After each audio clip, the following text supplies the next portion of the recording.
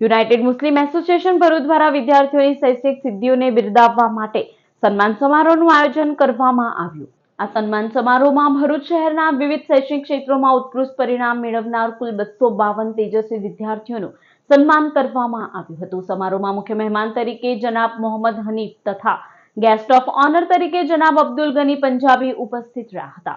કાર્યક્રમમાં સંસ્થાના પ્રમુખ અબ્દુલ રહીમ શેખ, જનરલ સેક્રેટરી ઇમ્તિયાઝ ખાન પઠાણ તથા પ્રોજેક્ટ ચેરમેન પરવેઝ લાકડાવાલાની મહત્વપૂર્ણ ભૂમિકા રહી હતી। સમારોહનું સંચાલન સિરાજ સૈયદ, ઇલિયાસ ફ્રૂટવાલા તથા વસીમ શેખ દ્વારા કરવામાં આવ્યું હતું। કાર્યક્રમમાં સંસ્થાના પ્રમુખ અબ્દુલ રહીમ શેખ, જનરલ સેક્રેટરી ઇમ્તિયાઝ ખાન પઠાણ તથા પ્રોજેક્ટ ચેરમેન પરવેઝ લકડાવાલાની મહત્વપૂર્ણ ભૂમિકા રહી હતી।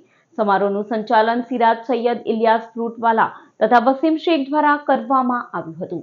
આજે યુનાઇટેડ મુસ્લિમ એસોસિએશન તરફથી જે પ્રોગ્રામ થયો છે એ ઘણા બધા સ્ટુડન્ટ્સ જે છે 11, 12, 10થમાં જે સ્ટુડન્ટ્સ હતા અને જે ગ્રેજ્યુએટ થયા હતા એ બધા જ વિદ્યાર્થીઓને આજે મોટિવેટ કરવા માટે એમનું સન્માન કરવામાં આવ્યું અને એ સન્માન સમારંભમાં અમને બોલાવવામાં આવ્યા છે।